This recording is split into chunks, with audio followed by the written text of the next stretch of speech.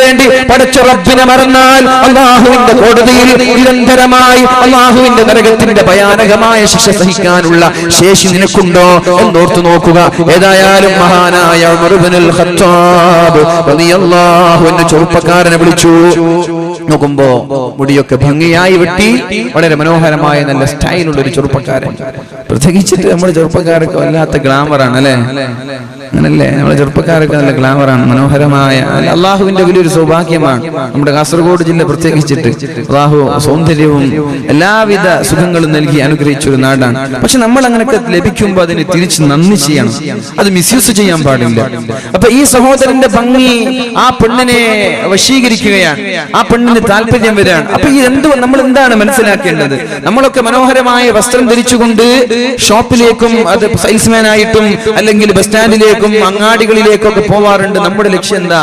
ആരെങ്കിലും ഒന്ന് കണ്ടോട്ടെ, എന്റെ ഭംഗി ആളുകൾ ആസ്വദിക്കട്ടെ എന്ന ലക്ഷ്യത്തോടെയാണ് പോകുന്നത്. പക്ഷേ ആ ലക്ഷ്യം പോലും ഹറാമാണ്, ആ ലക്ഷ്യം പോലും തെറ്റാണ്. ഉമർ തങ്ങൾ ഉടനെ ആ ചെറുപ്പക്കാരനോട് പറഞ്ഞു, പോടാ ബാർബർ ഷോപ്പിൽ പോയി വാ, എന്നിട്ട് മുടി മുണ്ടനം ചെയ്ത് മൊട്ടയടിച്ച് വരാൻ പറഞ്ഞു.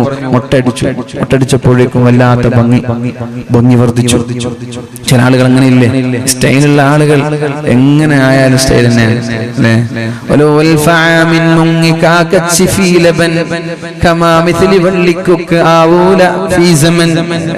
ഒരു കാക്ക 1000 വർഷം പാലിൽ കുളിച്ചാലും കുക്കിനെ പോലാവൂല. അപ്പൊ നമ്മളെ പോലെ കുറച്ച് ആളുകളൊക്കെ കുറെ ഫൗണ്ടേഷനും കുറെ ഫെയർലോലും കുറെ ഫെറാൻസും ഒക്കെ ഇട്ടാല് വെളുക്കാൻ പോകുന്നില്ല, അത്രേ ഉണ്ടാവും. അപ്പൊ ഭംഗിയുള്ള ആളുകൾ ഇനി ഒന്നും തേച്ചില്ല, കീറിപ്പറഞ്ഞ വസ്ത്രം ധരിച്ചു, മൊട്ട അടിച്ചു, എന്നാലും കുഴപ്പമില്ല, അവർ ഭംഗി തന്നെയാണ്. അപ്പൊ ആ ചെറുപ്പക്കാരൻ ബാർബർ ഷോപ്പിൽ പോയി മൊട്ട അടിച്ചു മുണ്ടനം ചെയ്തു വന്നു. സുബ്ഹാനല്ലാഹ്, വല്ലാത്ത ഭംഗി. നമ്മളെ നമുക്കറിയായിരിക്കും, നമ്മളൊരു ഇസ്ലാമിക് പാട്ടുകളൊക്കെ പാടുന്ന മഹർസൈനൊക്കെ നിങ്ങൾ കണ്ടിട്ടുണ്ടാവും അല്ലെ? മഹർസൈൻ അറിയില്ല, നല്ലൊരു കഷണ്ടിയാണ്, നല്ല ലുക്കാണ് അല്ലെ, മുടിയൊക്കെ മൊട്ടടിച്ചു വരാം. അപ്പൊ ഏതായാലും അങ്ങനെ ചില ആളുകൾ മൊട്ടടിക്കുമ്പോഴേക്കും ഗ്ലാമർ കൂടി. അപ്പൊ പറഞ്ഞു, എന്നാ പിന്നെ അയാൾക്ക് തലപ്പാവ് കൊടുക്ക്, തലപ്പാവ് ധരിക്കാൻ പറഞ്ഞു. തലപ്പാവ് ധരിച്ചപ്പോ സുബ്ഹാനല്ലാഹ് ഇതിനേക്കാളും ഭംഗി കൂടി. അപ്പൊ പറഞ്ഞു, ഇനി എന്റെ മദീനയിൽ നിൽക്കാൻ പാടില്ല, വേഗം മദീന വിട്ട് ബസ്രയിലേക്ക് പോകണം. ഈ കാരണം ഒരു പെണ്ണിന് പോലും വേണ്ടാത്ത ചിന്ത വരാൻ പാടില്ല എന്ന് നിങ്ങൾ മനസ്സിലാക്കണം. ഈ ചെറുപ്പക്കാരൻ വല്ല തെറ്റ് ചെയ്തു? സൗന്ദര്യം ശാപമായിരിക്കും ചില സമയങ്ങളിലൊക്കെ അല്ലെ? സൗന്ദര്യം ചില ആളുകൾക്ക് വിപത്തായിട്ട് സംഭവിക്കാറുണ്ട്. അതേപോലെ ഒരാളാണ് മഹാനായ ഈ നസ്ർ ഇബ്നു ഹജ്ജാജ് എന്ന് പറയുന്ന സഹോദരൻ. അദ്ദേഹത്തിന്റെ സൗന്ദര്യം, അദ്ദേഹം ആരെയും വശീകരിക്കാൻ പോയോ ഇല്ലേ എന്നത് വേറെ വിഷയമാണ്. അദ്ദേഹത്തിന്റെ സൗന്ദര്യം കണ്ട് ഒരു പെണ്ണ് ആസ്വദിച്ചപ്പോഴാണ് മഹാനായ ഉമർ തങ്ങൾ പറഞ്ഞത്, മോനെ, നീ ഇനി മദീനയിൽ നിൽക്കരുത്. എന്റെ മദീനയിൽ ഒരു പെണ്ണിന് പോലും വ്യഭിചാരത്തെ കുറിച്ചുള്ള ചിന്ത ഉണ്ടാവാൻ പാടില്ല. പിന്നെ വ്യഭിചാരം ഉണ്ടായാലുള്ള കഥ എന്താണ്? വ്യഭിചാരത്തെ കുറിച്ചുള്ള ചിന്ത പോലും എന്റെ മദീനയിൽ ഉണ്ടാവാൻ പാടില്ല, നീ നാട് വിട്ടോളണം എന്ന് പറഞ്ഞ് ബസ്രയിലേക്ക് നാട് കടത്തിയെന്ന. അപ്പൊ ഞാൻ പറഞ്ഞു വരുന്നത്, തിന്മയെ നമ്മൾ ലഘൂകരിച്ച് കാണാൻ, നമ്മൾക്ക് ചാറ്റ് ചെയ്യുന്നതോ കോൾ ചെയ്യുന്നതോ വീഡിയോ കോൺഫറൻസ് നടത്തുന്നതോ ഇമേജുകൾ ടെക്സ്റ്റുകൾ പരസ്പരം കൈമാറുന്നതോ ഒന്നും കുഴപ്പമേ അല്ല. പിന്നെ ഇതൊക്കെ എപ്പോഴാ കുഴപ്പമാവുന്നത്?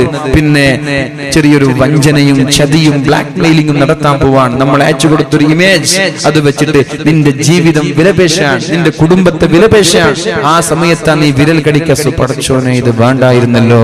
ഉസ്താദുമാര് പറഞ്ഞതൊക്കെ സത്യം ാണല്ലോ. ഞാൻ വിചാരിച്ചു ഇവൻ എന്നോട് വല്ലാത്ത ആത്മാർത്ഥമായ സ്നേഹം കൊണ്ടാണെന്നൊക്കെ ഞാൻ തെറ്റിദ്ധരിച്ചു പോയതാണ്. ഇവന്റെ താല്പര്യം എന്റെ ശരീരമായിരുന്നു എന്ന് നിനക്ക് തോന്നാൻ തുടങ്ങുന്ന ഒരു സമയം വരാനുണ്ട്. അപ്പോഴേക്കും നിന്റെ സമയം അതിക്രമിച്ചു കഴിഞ്ഞിരിക്കുകയാണ്. അപ്പോഴേക്കും നിന്റെ സമയം കഴിഞ്ഞു. പിന്നെ നീ ചിന്തിച്ചിട്ടോ ആലോചിച്ചിട്ടോ കാര്യമുണ്ടാവൂല.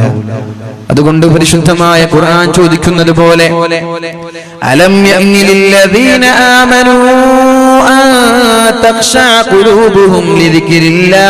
അല്ലാഹുവിനെ പേടിച്ചു നന്നാവാനുള്ള സമയമായിട്ടില്ലേ എന്ന ചോദ്യം ഉണ്ട്. റബ്ബേ, ഞങ്ങൾക്കൊക്കെ നന്നാവണമെന്നുണ്ട്. റബ്ബേ, ഞങ്ങളൊക്കെ നന്നാവാൻ ആഗ്രഹിക്കുകയാണ്. അല്ലാഹു നമ്മയൊക്കെ നല്ലവരിൽ പെടുത്തുമാറാവട്ടെ.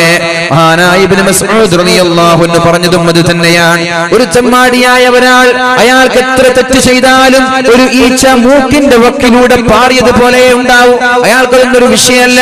എന്നാൽ ഒരു മുഅ്മിനായ ഒരാൾ ഒരു തെറ്റ് ജീവിതത്തിൽ വന്നു പോയാൽ ഒരു പർവ്വതം ശരീരത്തിലേക്ക് ഇടിഞ്ഞു വീഴുന്നത് മഹാനായ ഇബ്നു മസ്ഊദ് റളിയല്ലാഹു അൻഹു നമ്മോട് പഠിപ്പിക്കുകയാണ്. അല്ലാഹു നമ്മൾക്കും ബോധം നൽകുമാറാവട്ടെ. അല്ലാഹു നമ്മൾക്കും ബോധം നൽകുമാറാവട്ടെ. അല്ലാഹു നമ്മൾക്ക് നല്ല രീതിയിൽ ജീവിക്കാനുള്ള തൗഫീഖ് ചെയ്യുമാറാവട്ടെ. അല്ലാഹു ഒരു സമൂഹത്തെയും വെറുതെ നശിപ്പിച്ചിട്ടില്ല. ഒരു സമൂഹത്തെയും അല്ലാഹു വെറുതെ കൊന്നുകളഞ്ഞിട്ടില്ല. ഒരു സമൂഹത്തിനും അല്ലാഹുവിന്റെ അദാബ് വെറുതെ അല്ലാഹു അയച്ചിട്ടില്ല.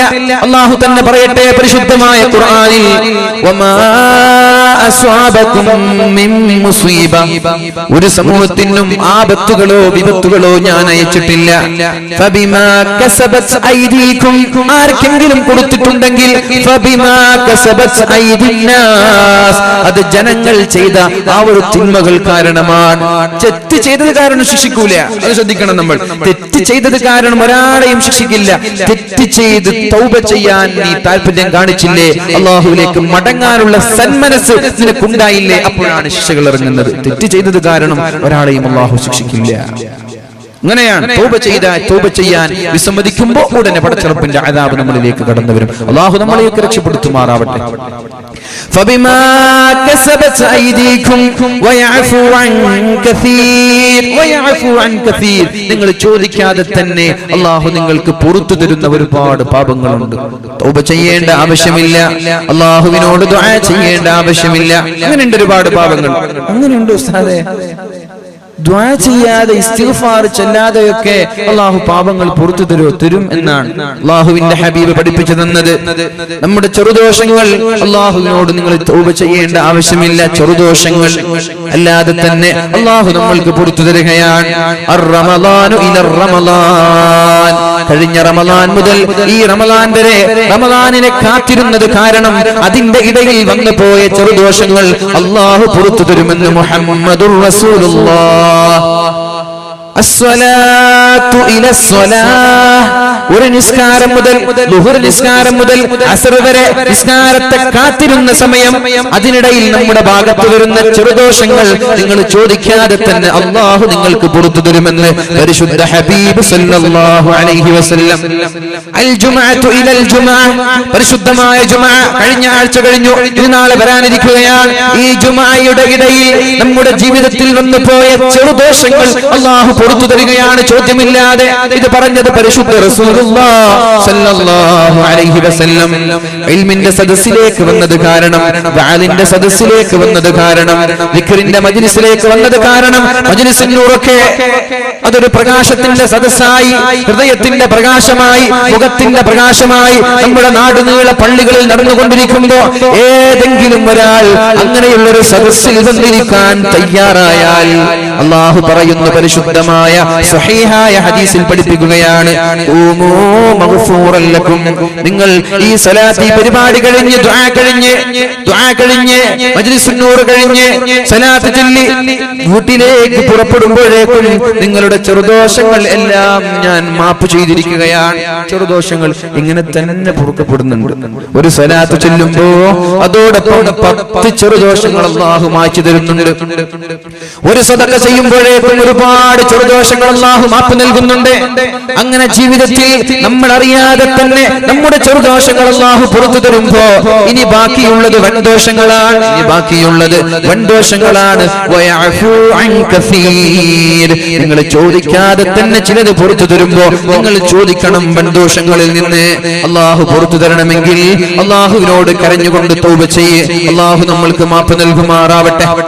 വഹറൽ ഫസാദു ഫിൽ ബദ്ദി വൽ ബഹർ, കടലിലും കരയിലും അല്ലാഹുവിന്റെ പരീക്ഷണങ്ങൾ വരാനുള്ള കാരണം സുനാമികൾ, കൊടുങ്കാറ്റുകൾ, ഉത്തരേന്ത്യൻ സംസ്ഥാനങ്ങളിൽ നമ്മൾ കേൾക്കുന്നത് പോലെ ഒരുപാട് പ്രയാസങ്ങൾ നമ്മുടെ സമൂഹത്തിലേക്ക് വരാനുള്ള കാരണം ബിമാ കസബത് ഐദിന്നാസ്. അല്ലാഹു വെറുതെ കൊടുത്തതല്ല, അതൊക്കെ അല്ലാഹുവിനോട് അതിക്രമം കാണിച്ചു തൗബ ചെയ്യാൻ മടി കാണിച്ചത് മൂലം അല്ലാഹു അവരെ നശിപ്പിച്ചിരിക്കുകയാണ്. ലിയുദീഖഹും ബഅദല്ലദീ അമിലൂ. ഇങ്ങനെ ഞാൻ ഇടയ്ക്കിടെ താക്കീതായി ഇടയ്ക്കിടെ ചില പണിഷ്മെന്റുകൾ കൊടുത്തില്ല എങ്കിൽ അവർ ഞാനുണ്ട് എന്ന് തന്നെ മറന്നു പോകും, അല്ലാഹു ഉണ്ട് എന്ന് തന്നെ മറന്നു പോകും. അങ്ങനെ മറക്കാതിരിക്കാൻ ഇടയ്ക്കിടെ ചില ട്രീറ്റ്മെന്റുകൾ, ചില പരീക്ഷണങ്ങൾ, ചില അല്ലാഹുവിന്റെ അദാബുകൾ ഒരു വാണിംഗായി, ഒരു താക്കീതായി അല്ലാഹു സമൂഹത്തിന് അയച്ചു കൊടുക്കുമെന്ന് പരിശുദ്ധ ഖുർആനിൽ അല്ലാഹു പഠിപ്പിക്കുകയാണ്. എന്തിനാണ് അദാബുകൾ ഇറക്കുന്നത്? ലഅല്ലഹും യർജിഊൻ.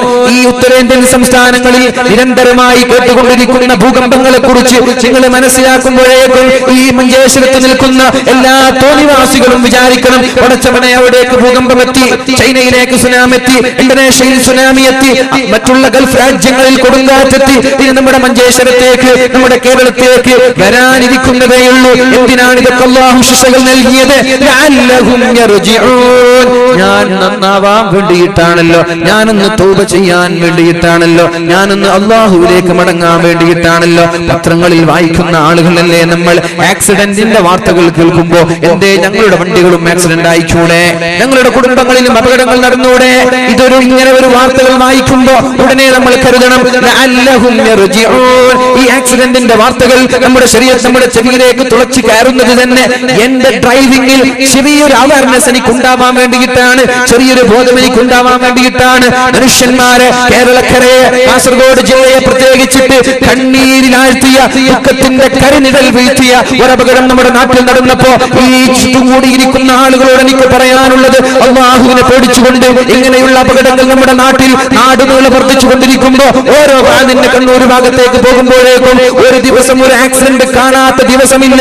ഇങ്ങനെ നിരന്തരമായ ആക്സിഡന്റുകൾ നടക്കുമ്പോ നിങ്ങൾ ദയവ് ചെയ്ത് വാഹനങ്ങളിൽ കയറുമ്പോ ബിസ്മില്ലാഹി തവക്കൽതു അലല്ലാഹ്, അല്ലാഹുവേ എന്റെ വാഹനത്തെ, എന്റെ ജീവിതത്തെ, എന്റെ കുടുംബത്തെ ഞാൻ നിന്നെ ബലമേൽപ്പിച്ചുകൊണ്ടാണ് കയറുന്നത്. സുബ്ഹാനല്ലദീ സഖറ ലനാ ഹാദാ വമാ കുന്നാ ലഹു മുഖ്രിനീൻ. അല്ലാഹുവേ ഈ ഒരു വാഹനം എനിക്ക് കീഴ്പ്പെടുത്തി തന്ന റബ്ബേ, നീ പരിശുദ്ധനാണ് എന്ന് പറഞ്ഞുകൊണ്ട് തന്റെ വാഹനത്തിൽ കയറുക, എന്നിട്ട് മാന്യമായി ഡ്രൈവ് ചെയ്യുക. എന്നാൽ അപകടങ്ങളിൽ നിന്ന് അല്ലാഹു നമ്മളെ സംരക്ഷിക്കും. അല്ലാതെ ഒരു ദിക്റുമില്ല, ഒരു ദിക്റുമില്ല, ഒരു ഫാത്തിഹയില്ല, ഒന്നുമില്ലാതെ മൃഗത്തെ പോലെ വണ്ടിയിൽ കയറി, ഇല്ലാത്ത വണ്ടിയിൽ കയറി ഒരു ലക്ഷ്യമായി പോവുക.